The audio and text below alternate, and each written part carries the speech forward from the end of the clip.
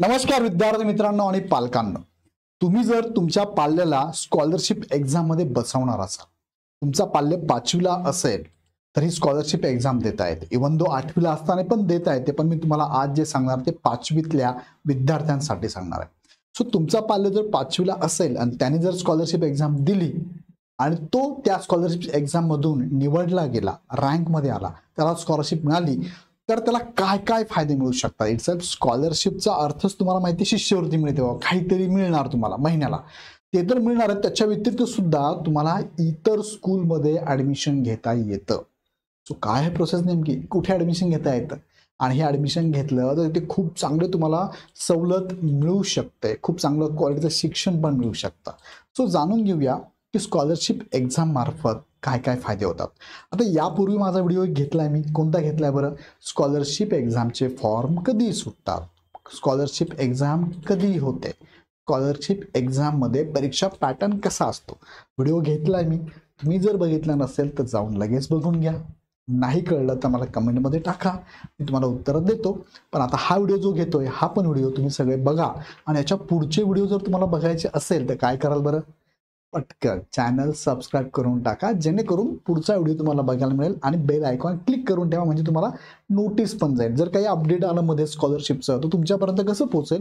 So त्याच्यासाठी bell icon click करा. आणि दुसरं महत्त्वाचं काय, तुम्हाला सगळ्यांना हा व्हॉट्सअपचा ग्रुप आहे, काय नावाने आहे, इग्नाइट पाठशाला, याच्यावरती सुद्धा आम्ही अपडेट टाकत असतो. तुम्ही जर त्या ग्रुपला असाल तर शालेय जीवनामधले म्हणजे 1ली ते 12वी पर्यंत जेवढ्याही स्पर्धा परीक्षा आहे, शालेय स्पर्धा परीक्षा आहे, गव्हर्नमेंटच्या स्कीम आहे, सगळ्यांची माहिती तुम्हाला ह्या चॅनलवरती आम्ही टाकत असतो, दररोज अपडेट करत असतो.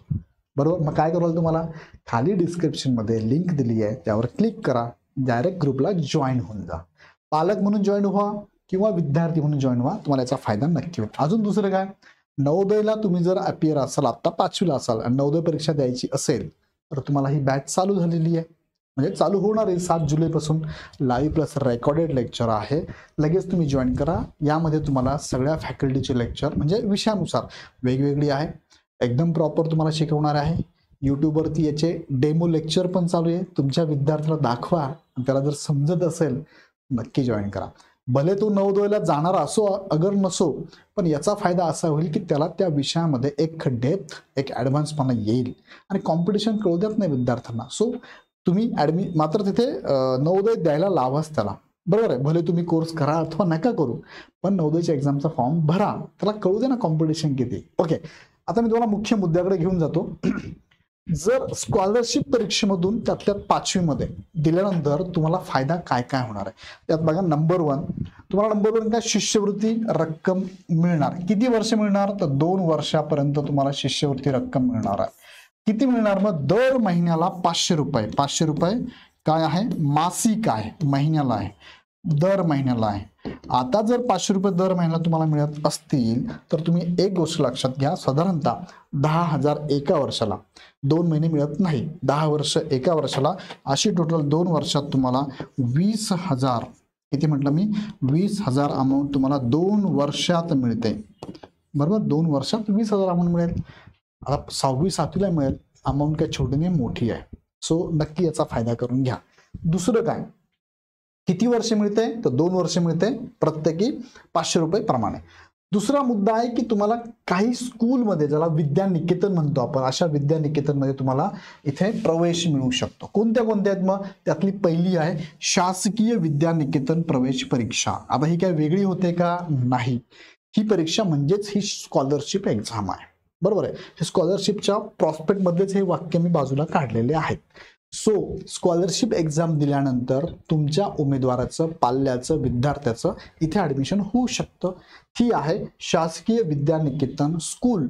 मग ही कुठे कुठे महाराष्ट्रामध्ये, तर पहिले म्हणजे पुसेगावला आहे, जिल्हा सातारा आहे बघा, पुसेगाव जिल्हा सातारा. त्यानंतर दुसरी आहे धुळ्यामध्ये, तिसरी आहे संभाजीनगर अर्थात औरंगाबादमध्ये, चौथी आहे अमरावतीमध्ये आणि 5वी आहे केळापूर यवतमाळमध्ये. या ठिकाणी शासकीय विद्यानिकेतन आहेत आणि सदर परीक्षेस प्रविष्ट विद्यार्थी खालील अटीत बसणारा असावा. आता इथे काय काय अटी, तो विद्यार्थी 5वी मध्ये शिकत असणारा असावा, शाळा ग्रामीण भागातील असावी, फक्त मुलगा असावा. मुलींना इथे ऍडमिशन आहे का ह्या विद्यानिकेतनला? नाही, फक्त मुलगा आहे, मुलींना इथे प्रवेश नाही. आणि फक्त मराठी किंवा सेमी मराठी माध्यमातील असावा. मग असा जर तुमचा पाल्य, तुमचा मुलगा, तुमचा विद्यार्थी असेल तर तुम्ही शासकीय विद्यानिकेतनमध्ये प्रवेश घेऊ शकतात.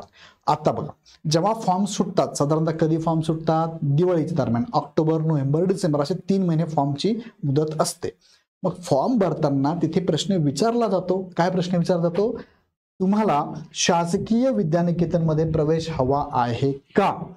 जर तुम्हाला यस केलं तर तुम्ही या ठिकाणी ह्या विद्यानिकेतनला सुद्धा मेरिटनुसार पात्र झाला तर प्रवेश घेऊ शकता.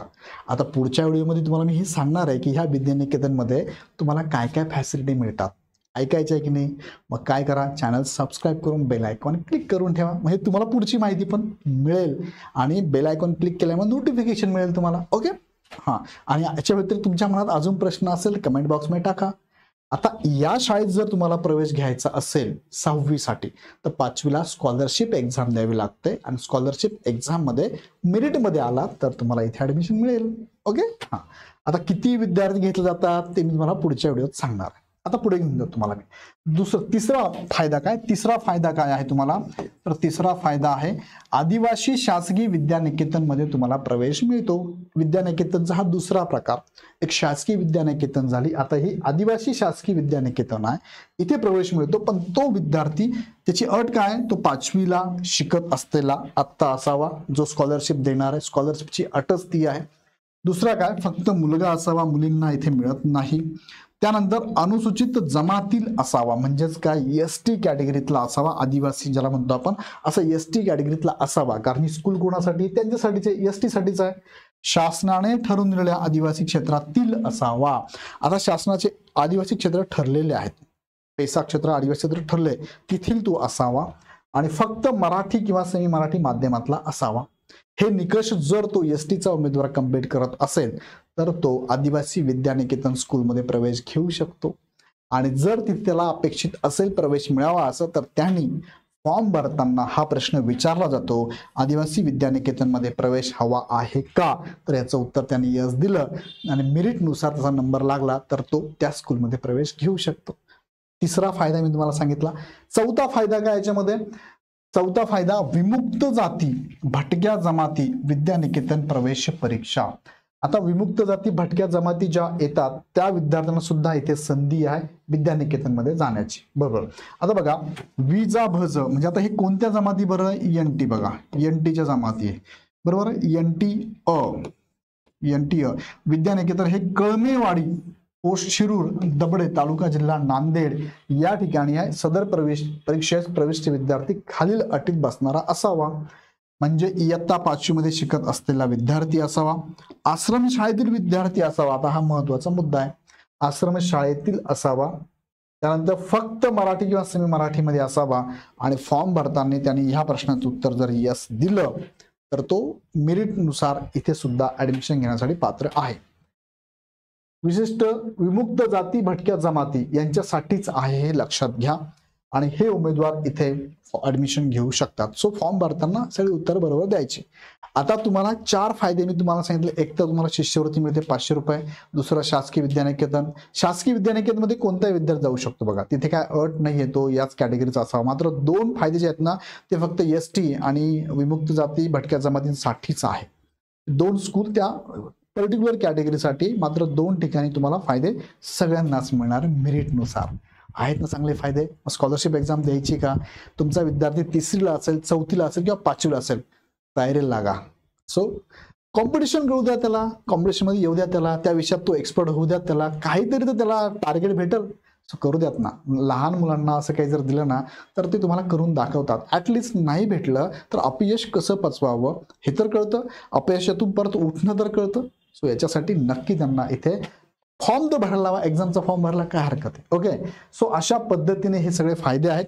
आणि या संदर्भात अजून तुम्हाला अपडेट पाहिजे असताना तुम्ही जर व्हॉट्सअपला असाल तर लगेच तुम्ही डिस्क्रिप्शनमध्ये बघा, खाली डिस्क्रिप्शन आहे, त्यात लिंक दिली आहे, त्या लिंकवर क्लिक करा आणि इग्नाइट पाठशाळा नावाचा आपला व्हॉट्सअपचा ग्रुप आहे. पालक असाल तर नक्की जॉईन करा.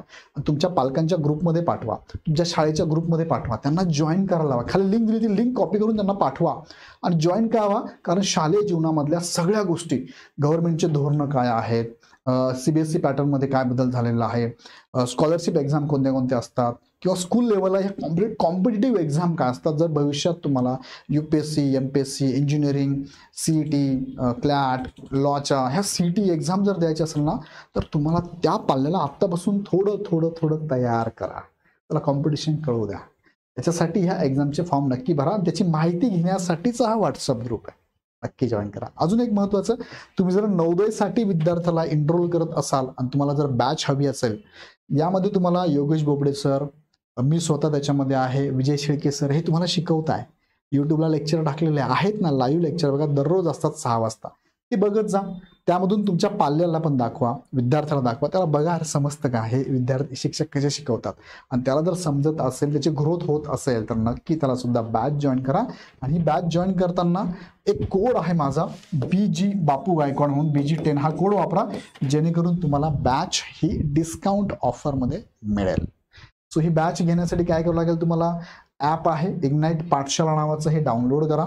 हे डाउनलोड करून तिथून घ्या. आणि जर टेक्निकली काही इश्यू असेल, हे बॅच तुम्हाला कुठे दिसेल, लॅपटॉपला दिसेल, कम्प्युटरला दिसेल, मोबाईलला दिसेल किंवा टॅबला पण दिसेल. बॅच घेताना काही इश्यू आला तर आमचा हा हेल्पलाईन नंबर आहे 8983 34 58 57, ह्या नंबरला कॉल करा. खाली डिस्क्रिप्शनमध्ये सगळं लिंक दिलेलं आहे, ॲपची लिंक असेल, व्हॉट्सअपची लिंक असेल, ती जॉईन करा.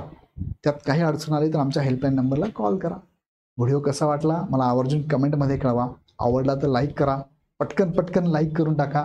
चॅनल सबस्क्राईब करून बेल आयकॉन मात्र क्लिक करून ठेवा. ओके, सो अशाच प्रकारचे नवीन व्हिडिओ घेऊन परत पुन्हा भेटूया आपण. तोपर्यंत धन्यवाद.